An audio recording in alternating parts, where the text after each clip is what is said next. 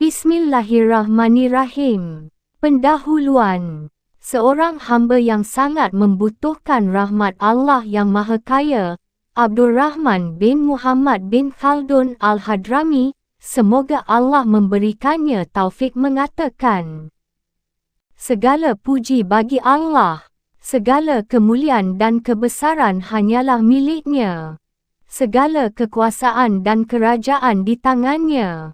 Dia memiliki sifat-sifat dan nama-nama yang indah. Dia Maha mengetahui, maka tidak sama baginya apa yang ditampakkan oleh pembicaraan dan apa yang tersimpan dalam diam. Dia Maha Kuasa, maka tidak ada sesuatu apapun di langit dan di bumi yang mampu melemahkannya. Dia telah menciptakan kita dari tanah, menjadikan kita sebagai pemakmur bumi dalam berbagai generasi dan bangsa, dan memudahkan rezeki-rezeki kita darinya. Tali persaudaraan dan rumah-rumah melindungi kita, rezeki dan bahan makanan menjamin kita, hari-hari dan waktu-waktu memusnahkan kita, dan ajal yang telah ditetapkan terus mengejar kita. Dialah yang kekal, yang hidup dan yang tidak akan mati. Semoga solawat dan salam terlimpah kepada junjungan dan pemimpin kita Muhammad, sang Nabi yang ummi, berbangsa Arab, yang telah disebutkan sifat-sifatnya dalam kitab Taurat dan Injil. Alam dunia menanti-nanti kelahirannya sebelum hari Sabtu dan Ahad saling berganti dan bintang Zuhal atau Saturnus berjauhan dengan ikan paus. Solawat dan salam semoga tercurah juga kepada keluarga dan para sahabatnya yang dari kebersamaan mereka dengan beliau, mereka memperoleh pengaruh yang banyak dan kemenangan yang besar dalam membela beliau serta mengakibatkan musuh-musuh mereka tercerai-berai. Semoga Allah mencurahkan solawat dan salam yang melimpah kepada beliau dan kepada mereka, selama tali Islam senantiasa tersambung dan tali kafir senantiasa terputus. Ilmu sejarah. Ilmu sejarah merupakan bagian dari berbagai cabang ilmu yang dipelajari oleh bangsa-bangsa dan generasi-generasi umat manusia. Ilmu sejarah senantiasa menarik minat banyak orang. Orang-orang biasa dan orang-orang yang tidak pintar juga ingin mengetahuinya. Para raja dan penguasa berlomba-lomba mempelajarinya. Dalam memahaminya secara lahiriah, sama antara orang-orang pintar dan orang-orang bodoh. Hal itu kerana dilihat dari segi lahiriah, sejarah tidak lebih dari berita tentang peristiwa-peristiwa masa lalu. Dalam sejarah tentang abad-abad lalu terdapat beragam pendapat, perumpamaan, dan pertemuan yang diadakan, khususnya di saat perjamuan. Selain itu, sejarah membuat kita memahami bagaimana kondisi-kondisi manusia mengalami perubahan, kerajaan-kerajaan mengalami perluasan kawasan, bagaimana manusia-manusia memakmurkan dunia hingga membuat mereka meninggalkan tempat tinggal dan tibalah sang waktu menjumpai masa mereka. Secara hakikat, sejarah mengandung pemikiran, penelitian, dan alasan-alasan detil tentang perwujudan masyarakat dan dasar-dasarnya, sekaligus ilmu yang mendalam tentang karakter berbagai peristiwa. Karena itu, sejarah adalah ilmu yang orisinil tentang hikmah dan layak untuk dihitung sebagai bagian dari ilmu-ilmu yang mengandung kebijaksanaan atau filsafat. Para sejarawan Muslim terkemuka telah mencatat sejarah-sejarah masa lalu secara menyeluruh. Namun kerja keras mereka itu oleh orang-orang yang kerdil dicampuradukkan dengan kebatilan-kebatilan dan riwayat-riwayat yang lemah hingga diikuti oleh orang-orang yang datang kemudian. Kita lantas mendengar sejarah tersebut dalam versinya yang tak lagi orisinil. Mereka pun tidak memerhatikan sebab-sebab terjadinya suatu peristiwa dan tidak membuang kisah-kisah yang remeh atau lemah. Upaya penelitian sedikit dilakukan. Kesempurnaan pun cacat. Berita yang sampai sering keliru. Taklid sudah berurat berakar pada kebanyakan manusia. Kemunduran pencapaian dalam banyak cabang ilmu terjadi. Kebodohan telah menjadi wabah sekaligus bencana kemanusiaan. Padahal kekuasaan kebenaran tak dapat dilawan, syaitan kebatilan dihanguskan oleh meteor-meteor pemikiran. Orang yang menukil hanya bersifat mendikte dan menyampaikan. Namun akal pikiran akan menembus kebenaran ketika terhalang. Ilmu akan membersihkan lembaran-lembaran hati guna menampung kebenaran tersebut. Mazhab-mazhab atau aliran penulisan sejarah. Banyak orang yang telah melakukan penulisan sejarah. Mereka mencatat sejarah umat manusia dan bangsa-bangsa dunia. Namun orang-orang terkenal yang memiliki kecakapan yang diakui dan menulis sejarah masa lalu secara komprehensif sangat sedikit, bahkan bisa dihitung dengan jari. Di antaranya adalah Ibnu Ishaq, At-Tabari, Ibnu Al-Kalbi, Muhammad bin Umar Al-Waqidi, Saif bin Umar Al-Asadi, dan lainnya yang sudah terkenal dan memiliki keistimewaan tersendiri. Sayangnya, dalam buku-buku Al-Masudi dan Al-Waqidi terdapat cacat sebagaimana telah diketahui para pakar sejarah yang terpercaya dan terkenal di kalangan para Al-Hafiz terpercaya. Walau demikian, seluruh ahli sejarah menerima catatan sejarah mereka secara khusus dan mengikuti jejak-jejak mereka dalam menyusun karya tulis. Seorang kritikus sejarah yang benar-benar ahli memiliki kemampuan untuk menyingkap kepalsuan berita-berita mereka atau memberikan penilaian bahawa mereka adalah orang yang layak diterima. Peradaban itu memiliki karakter-karakter tersendiri yang dapat dijadikan tolok ukur sejarah sekaligus menjadi rujukan riwayat dan atsar.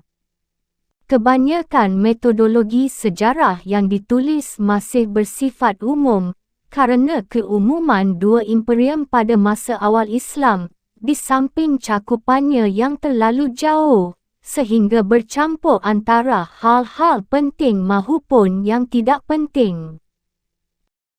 Salah satu ulama yang menulis sejarah yang meliputi sejarah bangsa-bangsa pra-Islam seperti Al-Masudi dan para pengekornya.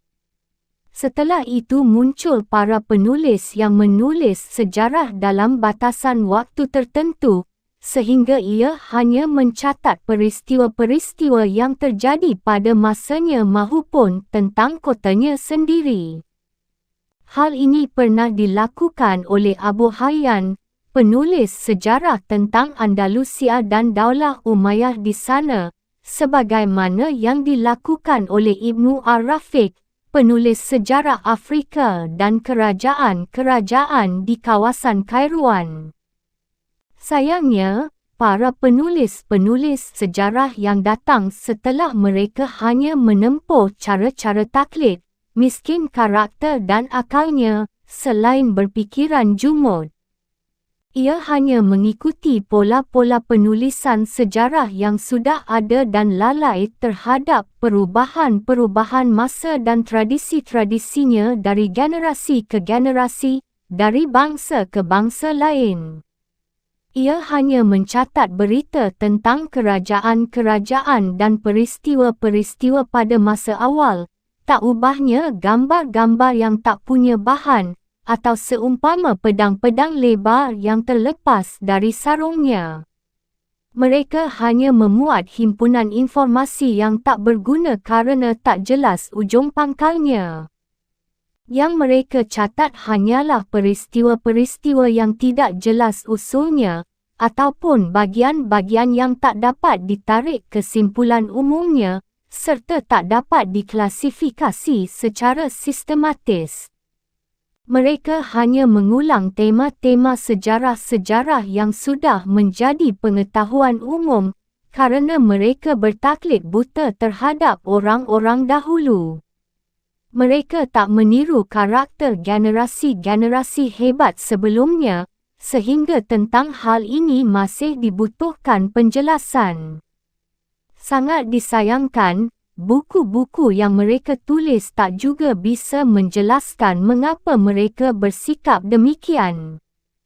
Ketika mereka membahas persoalan kerajaan, mereka hanya menyusun berita-beritanya, baik berita yang benar maupun yang salah, tanpa menerangkan permulaannya, sebab-sebab kebangkitannya dan keruntuhannya.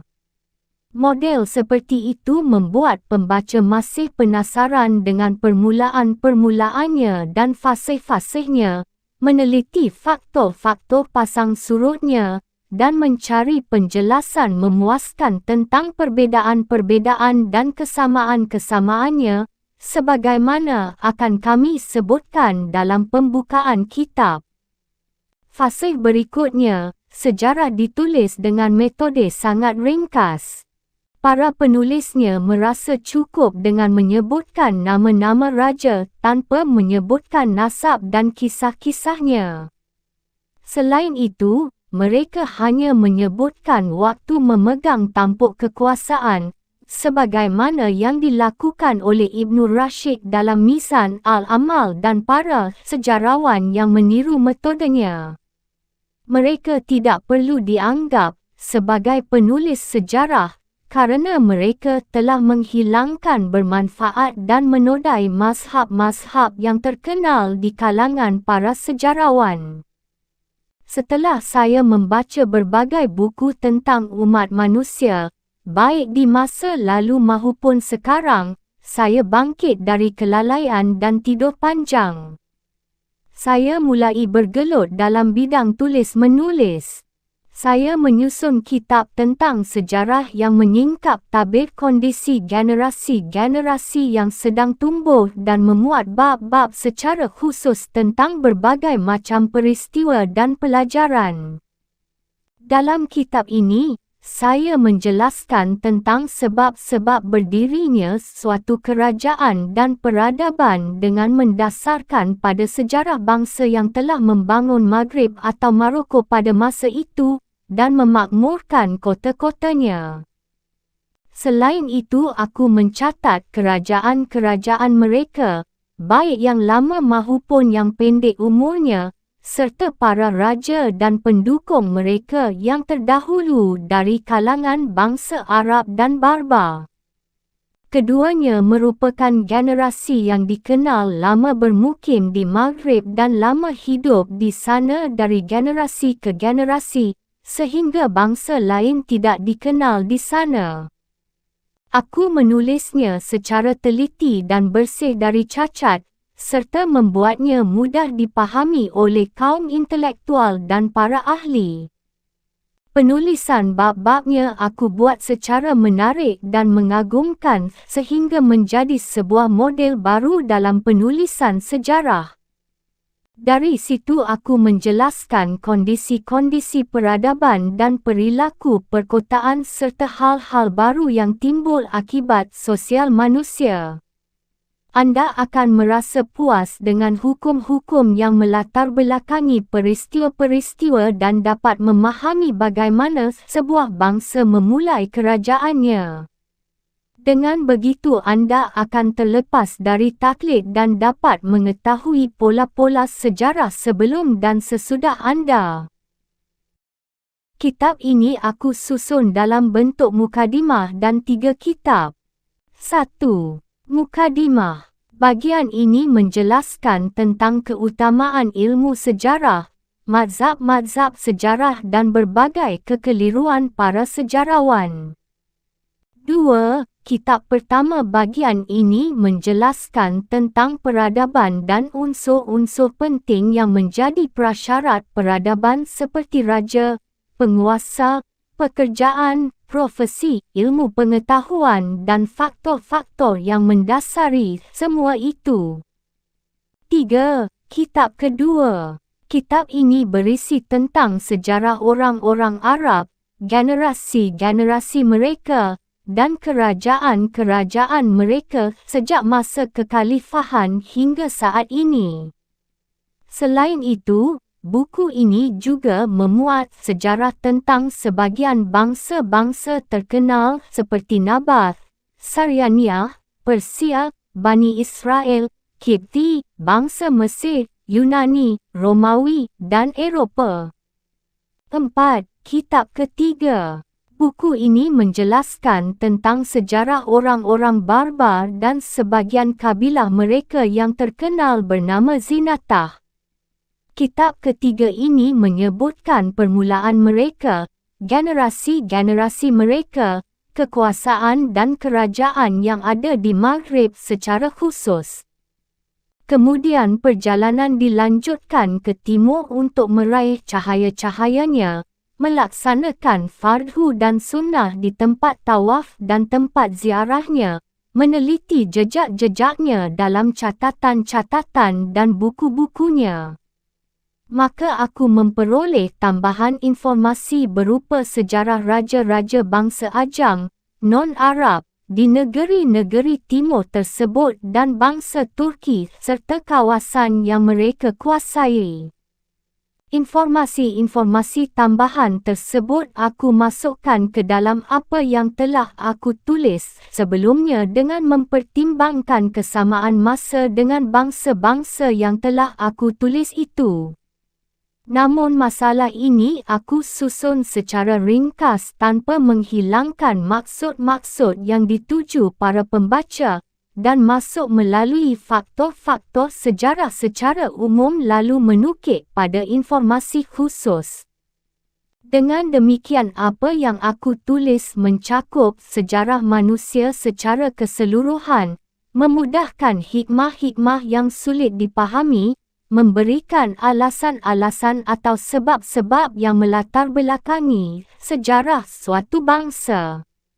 Dengan begitu, kitab yang telah aku tulis ini menjadi penjaga hikmah sekaligus wadah sejarah.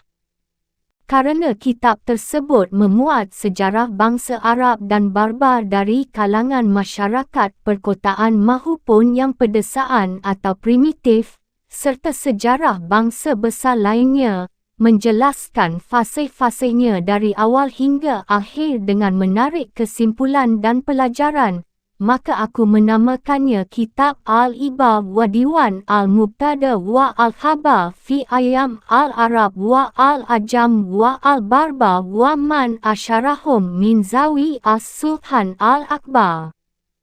Dalam buku tersebut aku mencatat permulaan generasi-generasi dan kerajaan-kerajaan.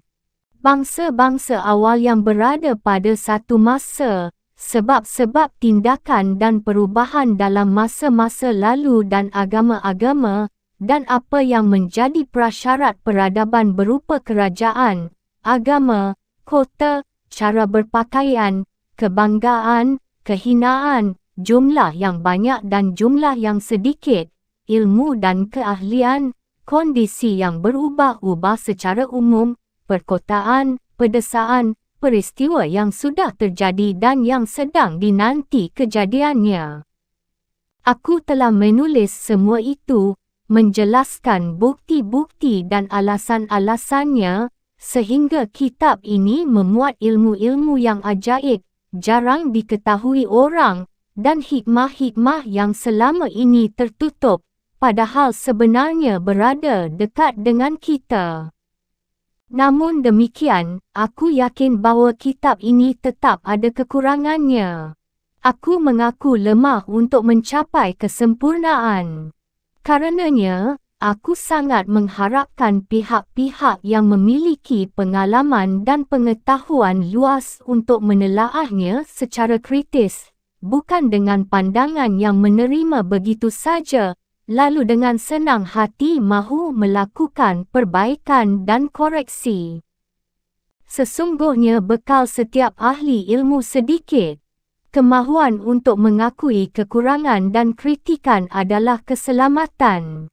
Sedang kebaikan dari teman-teman adalah sesuatu yang diharapkan. Hanya kepada Allah aku meminta agar menjadikan amal-amal kami murni untuknya. Cukuplah Dia bagiku dan Dialah sebaik-baik penolong. Setelah aku selesai melakukan perbaikan-perbaikan di dalamnya, menerangkan lenteranya bagi orang-orang yang ingin mencari penerangan, menjelaskan metode ilmiahnya di antara ilmu-ilmu yang lain, meluaskan jangkauan pengetahuannya, menetapkan batasan-batasannya, maka aku menyumbangkannya ke tempat penyimpanan Tuan kami, Sultan yang memiliki sifat-sifat mulia, Amirul Mukminin Abu Faris Abdul Aziz bin Sultan Abu Salim Ibrahim bin Sultan Amirul Mukminin Abu Al-Hasan bin As-Sadah Al-Alam dari Raja-Raja Murain yang telah melakukan pembaruan tajdid agama, menempuh jalan orang-orang yang mendapat petunjuk, menghapus jejak-jejak para pemberontak yang suka melakukan kerusakan. Semoga Allah meneduhkan umat dengan naungan kitab ini dan menyampaikan cita-citanya untuk memperjuangkan dakwah Islam. Aku mengirim kitab ini ke tempat penyimpanan mereka yang diwakafkan untuk para pencari ilmu di Masjid Jami' Qurawiyyin di kota Fez yang menjadi pusat kekuasaan mereka, sekaligus tempat bersemainya petunjuk sekaligus taman pengetahuan, lapangan rahasia-rahasia Tuhan, dan tempat kepemimpinan Farisiah, keluarga Abu Faris yang mulia, insya Allah. Tempat penyimpanan atau perpustakaan tersebut membuat kitabku mendapat perhatian, membuatnya mendapat sambutan luas dari para pembaca. Dari situ tampaklah bukti-bukti dan saksi-saksi atas kedalaman dan kekuatan kitabku ini. Memang perpustakaan itu laksana pasar yang memasarkan barang-barang dagangan para penulis. Di situlah kendaraan para pencari ilmu dan etika ditambatkan. Dari wawasan-wawasan yang ditawarkan di situ, muncullah hasil-hasil akal dan pikiran yang cemerlang.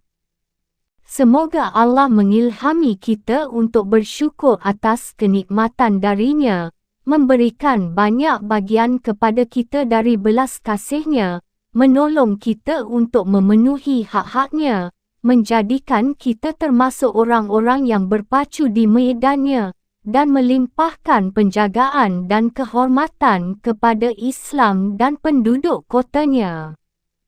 Hanya kepada Allah kita meminta untuk menjadikan amal-amal kita murni kerana wajah Allah, bersih dari kotoran-kotoran lalai dan syubhat.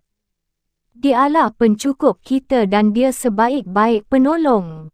Keutamaan ilmu sejarah, ragam mazhabnya dan berbagai kekeliruan para sejarawan berikut sebab-sebabnya.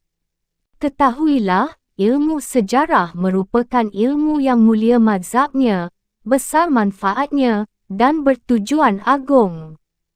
Ilmu sejarah menyebabkan kita dapat mengetahui perilaku dan akhlak umat-umat terdahulu, jejak-jejak para nabi, para raja dengan kerajaan dan politik mereka, sehingga dapat dijadikan pelajaran oleh orang-orang yang mengambil pelajaran, baik dalam urusan dunia maupun urusan agama. Ilmu sejarah membutuhkan banyak rujukan, bermacam-macam pengetahuan, dan penalaran sekaligus ketelitian yang menghantarkan kepada kebenaran serta menyelamatkan dari kesalahan-kesalahan. Hal itu kerana sejarah, jika hanya didasarkan pada penukilan tanpa menilik kepada prinsip-prinsip adat, kaedah-kaedah politik, tabiat peradaban, kondisi-kondisi sosial masyarakat, serta yang gaib, lalu tidak dianalogikan kepada yang dapat disaksikan. Masa kini hadir tidak dianalogikan dengan masa lalu, maka sejarah seperti itu tidak aman dari kekeliruan dan penyimpangan dari kebenaran. Seringkali para sejarawan, mufassir ahli tafsir, dan para ulama riwayat keliru dalam menulis riwayat dan mengisahkan peristiwa-peristiwa. Sebab mereka hanya menukil begitu saja, tanpa memilah mana yang benar dan yang tidak menilainya dengan kaedah-kaedah, tidak menganalogikannya dengan peristiwa-peristiwa yang serupa, tidak menimbangnya dengan timbangan hikmah, karakter alam, dan tidak menggunakan nalar dan wawasan yang tajam.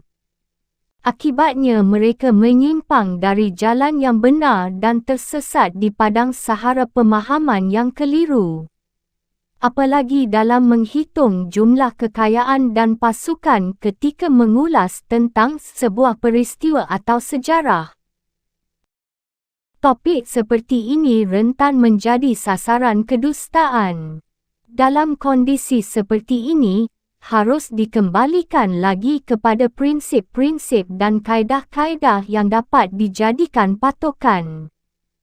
Contoh tentang hal ini adalah apa yang telah dinukil oleh Al-Masudi dan para penulis sejarah lainnya tentang pasukan Bani Israel. Al-Masudi menyebutkan bahawa Nabi Musa menghitung jumlah mereka detail setelah memperbolehkan orang yang mampu berperang harus yang sudah berumur 20 tahun atau lebih. Total jumlah mereka mencapai 600,000 atau lebih. Di sini Al-Masudi lupa tentang kapasitas Mesir dan Syam untuk mendatangkan pasukan sebanyak itu. Sebab, setiap kerajaan memiliki kawasan cukup untuk jumlah pasukan tertentu, agar dapat melaksanakan tugasnya dengan baik sebagaimana didukung oleh kebiasaan dan fakta-fakta yang sudah dikenal. Selain itu pasukan berjumlah besar seperti itu sulit kemungkinannya untuk dapat melancarkan serangan atau peperangan kerana sempitnya medan dan jauhnya deretan pasukan sejauh 2 atau 3 kali pandangan mata atau bahkan lebih. Bagaimana mungkin dua pasukan sebesar itu dapat berperang atau terwujud kemenangan dari salah satu pihak? Sementara kedua sisi pasukan tidak saling mengetahui. Fakta kini membuktikan hal itu. Fakta yang terjadi di masa lampau lebih menyerupai fakta yang akan datang daripada kemiripan air dengan air. Raja Persia dan kekuasaannya lebih besar daripada Raja Bani Israel dan kekuasaannya. Buktinya, kemenangan dan penguasaan Bakhtanasar terhadap mereka dan penghancuran Baitul Maqdis yang merupakan pusat kekuasaan mereka. Padahal Bakhtanasar hanyalah salah satu dari para gubernur kerajaan Persia. Dikatakan, ia adalah pemimpin yang ditugaskan untuk menjaga perbatasan kawasan barat. Kekuasaan Persia meliputi Iraq, Khurasan, dan kawasan Mawara an-Nahar, daerah di belakang sungai. Pintu-pintu mereka jauh lebih lebar daripada pintu-pintu kekuasaan Bani Israel. Walaupun demikian, pasukan Persia tidak mencapai jumlah pasukan Bani Israel tersebut, sebagaimana yang disebutkan Al-Masudi ataupun mendekatinya. Jumlah pasukan Persia terbesar di Qadisiyah adalah 120,000. Semuanya adalah pasukan inti, sebagaimana yang dinukil oleh Saif. Jika digabung dengan pasukan tambahan, jumlah mereka mencapai lebih dari 200,000. Aisyah dan Az-Zuhri meriwayatkan, pasukan Rustum yang melawan pasukan Sa'ad di Qadisiyah berjumlah 60,000 yang semuanya merupakan pasukan inti. Ditambah lagi, seandainya pasukan Bani Israel jumlahnya sebagaimana yang dikatakan Al-Masudi, tentulah wilayah kekuasaan mereka meluas. Sebab wilayah kerajaan harus sebanding dengan pasukan penjaga dan penduduk yang ada di dalamnya, sebagaimana akan kami jelaskan dalam pasal tentang kerajaan dalam kitab pertama. Sementara itu, wilayah kerajaan Bani Israel tidak lebih dari Yordania dan Palestina di negeri Syam atau Yatsrib dan Haibar di negeri Hijaz sebagaimana yang sudah dikenal. Selain itu, jarak waktu antara Musa dan Israel adalah 4 keturunan atau generasi sebagaimana telah disebutkan oleh para peneliti. Rinciannya, Musa bin Imran bin Yashfo, bin Kahat bin Lawi bin Yakub atau Israel. Demikian nasabnya sebagaimana disebutkan dalam Taurat. Masa antara keduanya adalah sebagaimana dinukil oleh Al-Masudi. Ia mengatakan, Israel masuk ke Mesir bersama anak-anak dan cucu-cucunya. Jumlah mereka ketika datang menjumpai Yusuf adalah 70 orang. Masa mereka bermukim hingga keluar dari Mesir bersama Musa menuju ke Tih adalah 120 tahun seiring dengan silih bergantinya penguasa Mesir. Sangat jauh dari kemungkinan jika Bani Israel dalam 4 generasi berkembang hingga jumlahnya mencapai sebesar itu. Jika mereka mengatakan bahawa jumlah pasukan Israel melonjak pesat hingga mencapai angka tersebut di atas pada zaman Sulaiman dan sesudahnya, juga jauh dari kemungkinan. Sebab, antara Israel dan Sulaiman hanyalah 11 keturunan, yakni Sulaiman bin Dawud bin Isha bin Ufidza, ada yang mengatakan, Ibnu Ufidza, Ibnu Ba'aza, Boaz bin Salamun bin Nahshun bin Aminudzaba, ada yang mengatakan, Haminadzaba bin Rami bin Hashun, ada yang mengatakan, Hasrun bin Barasa, ada yang mengatakan, Bayras bin Yahudza bin Yakub. Dalam masa 11 keturunan tidak mungkin berkembang hingga mencapai jumlah seperti yang mereka sangka, kecuali angka ratusan dan ribuan. Lebih dari itu, jauh dari kemungkinan.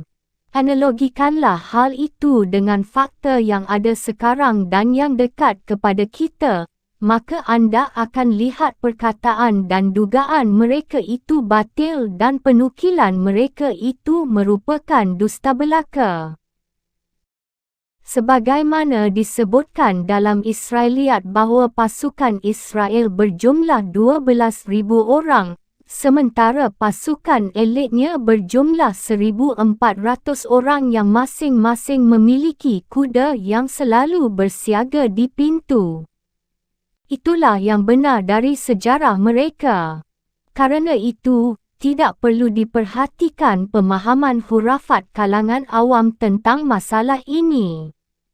Inilah masa keemasan kekuasaan Sulaiman.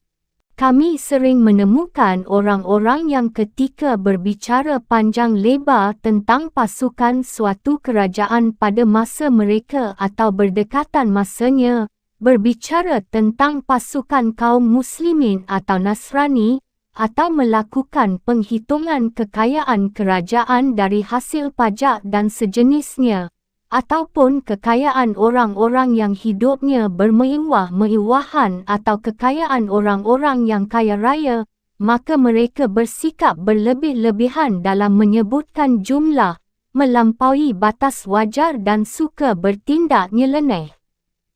Jika anda mempelajari catatan resmi kerajaan tentang pasukan mereka, dan anda mampu menarik kesimpulan tentang kondisi orang-orang kaya tentang harta, penghasilan, dan belanja mereka, maka anda tentu tak akan menemukan 1/10 dari yang mereka sebutkan. Hal itu disebabkan kerana jiwa yang menyukai hal-hal aneh, mudah diucapkan lisan, dan para kritikus yang lalai sehingga ia tidak mengintrospeksi diri sendiri secara sadar atau tidak. Ia tidak bersikap moderat dan adil, tidak melakukan analisa dan penelitian terhadapnya. Akibatnya, ia lepas kontrol sehingga lidahnya pun tersesat dalam taman kedustaan. Ia menjadikan ayat-ayat Allah sebagai hinaan dan menukar pembicaraan yang tak berharga untuk menyesatkan manusia dari jalan Allah. Cukuplah hal itu sebagai kerugian yang amat besar. Salah satu bentuk kisah palsu adalah apa yang dinukil oleh mayoritas sejarawan tentang At-Tababiyah, raja-raja Yaman dan Jazirah Arab bahawa mereka berangkat dari Yaman untuk menyerang Afrika dan kaum Barbar di kawasan Maghrib, Afrika Barat. Mereka menyebutkan bahawa Afriqzi bin Qais bin Shaifi adalah raja besar yang di masa Musa atau masa sebelumnya melancarkan agresi terhadap Afrika dan melumpuhkan bangsa Barbar. Raja inilah yang menamakan mereka dengan Barbar. Hal ini terjadi ketika ia mendengar mereka berbicara tanpa dapat ia pahami, sehingga ia berkata, "Apakah Barbar ini?" Maka dari sinilah nama Barbar diambil, hingga menjadi sebutan baku bagi mereka. Ketika Afriqzi bin Qais hengkang dari Maghrib, ia meninggalkan beberapa kabilah Himyar di sana sehingga kabilah-kabilah tersebut bermukim di sana dan berasimilasi dengan penduduk setempat.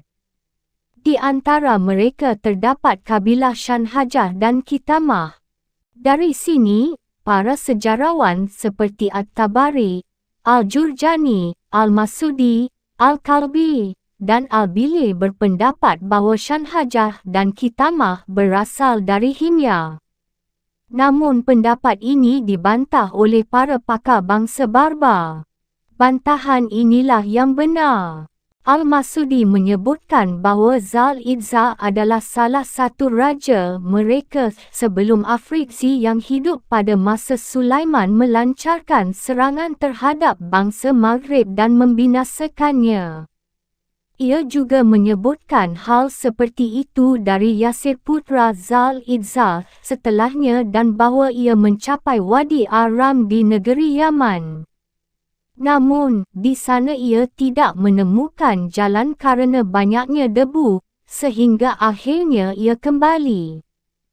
Begitu juga mereka menceritakan Raja Tubak yang terakhir, yakni Asad Abu Kirab pada masa Yastasif, Raja Persia Al-Kianiyah. Raja tersebut menguasai Mosul dan Azerbaijan. Ia juga pernah berhadapan dengan pasukan Turki dan mampu mengalahkan mereka. Kemudian ia menyerang mereka untuk kedua dan ketiga kali dan tetap menang seperti semula. Tak hanya itu, ia juga memerintahkan anak-anaknya untuk menyerang wilayah kekuasaan Persia, wilayah Syagat yang termasuk dalam bagian Turki, dan wilayah Romawi. Anaknya yang pertama berhasil menyebarkan wilayah hingga mencapai Samarkand, kemudian berlanjut ke China. Ketika salah satu saudaranya sampai ke Samarkand, ia menemukannya telah didahului oleh saudaranya yang pertama. Akhirnya, keduanya kembali dengan harta rampasan perang yang melimpah dan meninggalkan negeri China. Di negeri China mereka meninggalkan beberapa kabilah Himyar yang bermukim di sana hingga sekarang. Adapun anak yang ketiga berhasil menaklukkan Konstantinopel, lalu meneruskan serangan hingga negeri Romawi, kemudian pulang ke negerinya. Kisah-kisah tersebut jauh dari kebenaran. Kesalahannya sangat fatal dan lebih mirip dengan cerita-cerita palsu. Alasannya, kekuasaan Raja-Raja Tubak hanya di sekitar di Jazirah Arab dan pusat pemerintahan mereka pun berada di kota Sana'a, Yaman. Seperti diketahui, Jazirah Arab diliputi oleh 3 laut dari 3 arah. Dari arah selatan terdapat Laut Hindia, Di sebelah timur ada Teluk Persia yang menjorok hingga ke Basrah, dan di sebelah barat ada Laut Merah yang memanjang hingga ke terusan Suez yang masuk kawasan Mesir. Jarak perjalanan antara Laut Merah hingga Laut Syam, Laut Tengah bagian timur, adalah 2 marhalah, ukuran perjalanan atau sebanding dengan 90-an kilometer atau kurang. Maka sangat tidak mungkin jika kawasan tersebut dilewati oleh seorang raja besar dengan pasukan yang besar pula, tanpa terjadi penaklukan.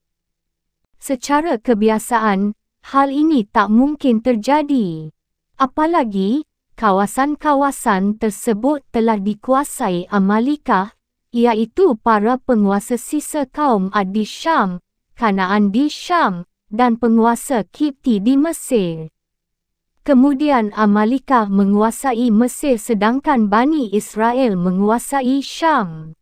Tidak pernah ada riwayat yang menyebutkan bahawa Raja-Raja Tubak melakukan peperangan dengan salah satu dari mereka, dan tidak pernah ada riwayat bahawa mereka pernah menguasai salah satu dari kawasan tersebut. Di samping itu, jarak dari laut hingga kawasan Maghrib sangat jauh dan perbekalan untuk para pasukan juga sangat banyak. Jika mereka melewati wilayah selain wilayah kekuasaan mereka, maka mereka perlu melakukan penjarahan pertanian, binatang ternak, dan kekayaan negeri yang mereka lewati. Sebab, perbekalan mereka tentulah tidak cukup menurut yang biasa dipahami. Kalaupun para sejarawan mengatakan bahawa mereka membawa perbekalan cukup untuk menempuh perjalanan tersebut, maka kita katakan bahawa kendaraan mereka tidak cukup untuk memuatnya. Untuk itu, dalam perjalanan mereka harus menundukkan daerah-daerah yang mereka lewati agar dapat bertahan. Jika kita mengatakan bahawa pasukan itu melewati daerah-daerah itu dan mendapat makanan dengan jalan damai, maka itu tidak mungkin. Semua penjelasan ini menunjukkan bahawa kisah-kisah yang telah ditulis para sejarawan di atas adalah lemah atau palsu. Adapun Wadi Aram yang dikatakan dapat melemahkan orang yang melewatinya, ternyata tak pernah ada berita khabar yang menyebutkannya berada di Maghrib. Padahal banyak orang yang melaluinya, mengisahkan jalan-jalan dan kota-kotanya pada setiap zaman dan tempat. Mereka yang menceritakan Wadi Aram dilatari oleh kegemaran pada hal-hal yang nyeleneh. Tentang serangan mereka terhadap negeri-negeri di kawasan timur dan Turki, walaupun jalan untuk ke sana lebih mudah daripada ke barat melalui Suez, namun jarak untuk tiba ke sana sangat jauh. Di sisi lain, pasukan Persia dan pasukan Romawi pasti akan menghalangi mereka untuk sampai ke Turki. Tak pernah ada riwayat yang menyebutkan bahawa mereka menguasai negeri-negeri yang berada di bawah kekuasaan Persia atau Romawi. Yang terjadi adalah mereka hanya memerangi Persia di perbatasan Iraq, negeri antara Bahrain dan Hirah, dan kawasan di antara Sungai Dajlah dan Yufrat. Hal itu terjadi antara Zil Idzar dan Kikawas dari Kianiah Persia, dan antara Tubak yang paling kecil, Abu Karib dan Yastasif Raja Persia. Mereka menyebutkan, raja-raja Tubak tersebut juga berperang melawan raja-raja dari kelompok-kelompok setelah Kianiah dan Sasaniah setelah berhasil melewati negeri Persia lalu menuju negeri Turki dan Tibet. Serangan mereka terhadap Persia dan Turki jauh dari kemungkinan terjadi menurut pertimbangan kebiasaan. Sebab sudah tentu mereka mendapat perlawanan dari kedua bangsa tersebut, selain kebutuhan mereka akan perbekalan. Selain jarak yang sangat jauh sebagaimana telah dijelaskan di awal, maka kisah-kisah seperti itu dapat dikatakan palsu. Kalaupun jalur periwayatannya sahih, namun ditilik dari faktanya tidak masuk akal. Apalagi ternyata kisah tersebut tidak diriwayatkan melalui jalur periwayatan yang sahih. Perkataan Ibnu Ishaq tentang sejarah Yatsrib, Aus dan Khazraj bahawa Raja Tuba yang terakhir pernah menempuh perjalanan ke negeri-negeri timur ditafsirkan dengan ke negeri Iraq dan Persia. Adapun ke negeri Turki dan Tibet, maka hal itu tidak mungkin terjadi kerana alasan yang telah kami sebutkan tadi. Karena itu, janganlah anda percaya begitu saja terhadap berita-berita yang sampai kepada anda.